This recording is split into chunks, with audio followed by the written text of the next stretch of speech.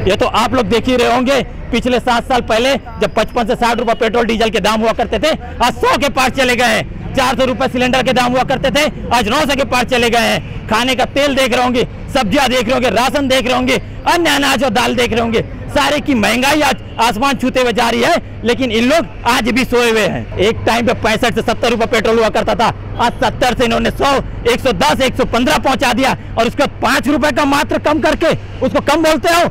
आप लोग को 50 रुपए जब बढ़ा उस टाइम कहाँ थे आवाज पूछने वाले, लेकिन आज 5 रुपए कम किए तो आज वही बोल रहे कि 5 रुपए कम किया, उसका ढिंडोरा पीटा जा रहा है पूरे देश भर में।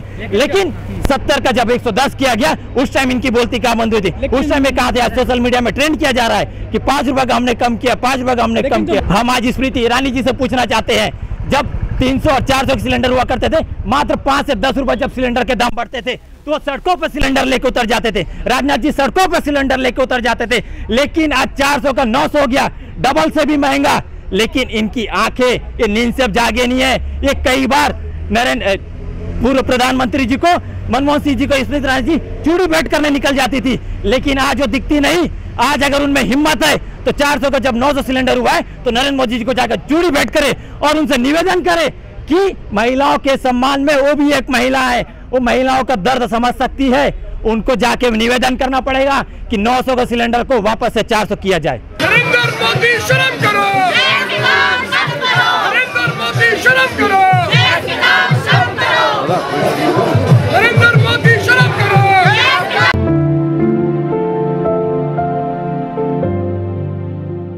जिस प्रकार आप देश में बढ़ती महंगाई देख रहे होंगे, कभी 400 का सिलेंडर आज 900 के पार पहुंच गया है। बीजेपी की सरकार आज सोई हुई है, उनको नींद से जगाने का काम युवक कांग्रेस, इस देश की जनता आज कर रही है कि जब 400 का सिलेंडर हुआ करता था आज 900 का पहुंच गया है। आज हम उसको जगाने का काम कर रहे हैं, उनकी नींद खोलने का काम कर रहे हैं। लेकिन जो ये गैस सिलेंडर वगैरह है बहुत आसानी से तो मिल रही है, महंगाई बेशक हो गई है।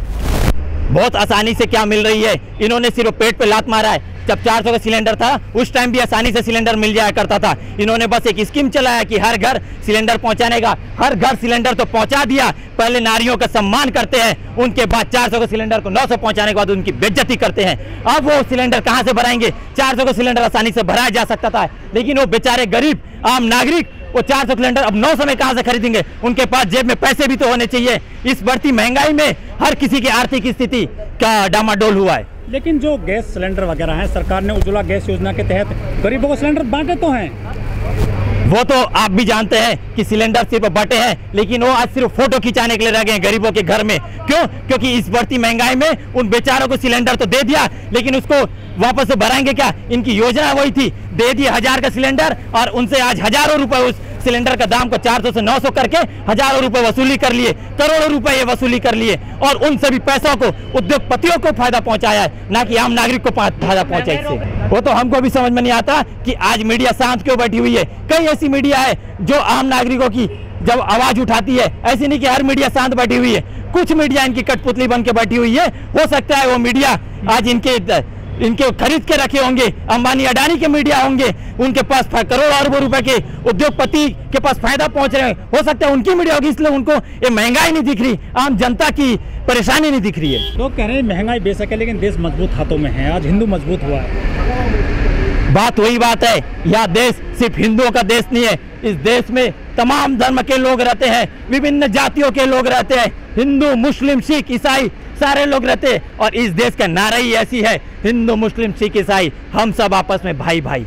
यह देश सभी धर्मों का देश है। यहाँ पे आज महंगाई के सामने जब महंगाई की बात होती है तो धर्मों की राजनीति स्टार्ट हो जाती है, और धर्मों की राजनीति के पीछे ये महंगाई का खेल, ये करोड़ों अरबों रुपए उद्योगपतियों को जो फायदा पहुंचाने का खेल, ये वो खेल खेला जा रहा है इस हिंदू, मुस्लिम और धर्म की राजनीति के नाम पे। महंगाई अगर बढ़ी है, इससे कांग्रेस का फायदा नहीं हुआ है। कांग्रेस हमेशा गरीबों की, आम जनता के लिए सोचती है। उसके लिए आम जनता पहले है, गरीब पहले है, उनका सम्मान पहले है। जरूर महंगाई बढ़ी है तो उसकी कांग्रेस को फायदा नहीं हुआ है, नरेंद्र मोदी को मुंह की खाने पड़ी है, बीजेपी को मुंह की खानी पड़ी है, और इसका नतीजा आप लोग ये उपचुनाव में देख सकते हैं। और आने वाले समय में 5 राज्यों में जो चुनाव होने हैं, उन अगर महंगाई और कम नहीं हुई तो इसी तरह उनको मुंह की खानी पड़ेगी और उनका जमानत भी जब्त होगा कई जगह। लेकिन बीजेपी के सीएम कह रहे हैं कि कांग्रेस ने महंगाई का मुद्दा बनाया और हम चुनाव हार गए। जरूर महंगाई बहुत बड़ी मुद्दा है, बेरोजगारी बहुत बड़ी मुद्दा है, ऐसे तमाम मुद्दे जो बड़े बड़े हैं नरेंद्र मोदी जी की सरकार में।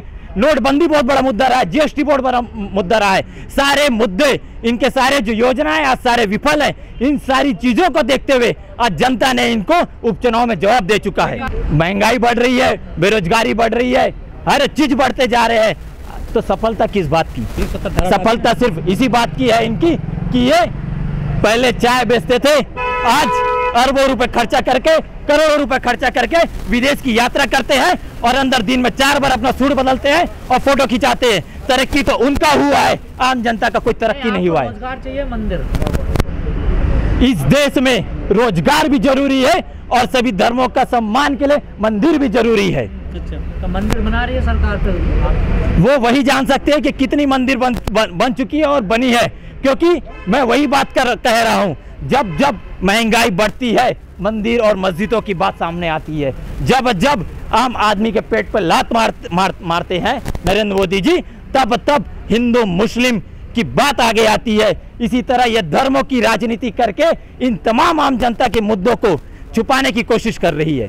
हो सकता है 3 तलाक से कुछ भाइयों बहनों का भला हुआ होगा और 370 से आज भी अगर हम चाहते हैं, या अगर 370 की बात करते हैं, हम चाहते हैं कि हमको एक जमीन दिलवा के दिखा दो कश्मीर में, हम जमीन लेने के तैयार हैं। लेकिन जब वो जमीन लेने की बात होती है तब 370 की धारा कहाँ जाती है? जब 370 में तो वहाँ पे आम आदमी जमीन खरीदते हैं, लेकिन आज ऐसा कुछ नहीं है। सिर्फ धारा हटने से वहाँ पे कुछ ऐसा हो गया नहीं कि जिसको फायदा हो वहाँ के लोगों को। नोटबंदी से तो आतंकवाद की तो कमी हुई नहीं हुई, लेकिन उन तमाम जिनकी इनके पास एक समय पे जब सरकार आने से पहले इनके पास एक लिस्ट हुआ करता था, ब्लैक लिस्ट लोगों का, जिनके पास काला धन हुआ करता था, उनके लिए बोलते थे कि हम नोटबंदी कर रहे हैं तो वो काला धन आएगा। लेकिन अब वो वही जानते हैं कि इससे उन काला धन जिनके पास था उनका भला हुआ है, किस देश का जनता भला हुआ है। नोटबंदी से सिर्फ उन सभी काले धन वालों को सफेद करने का काम देश के नरेंद्र मोदी की सरकार ने किया है।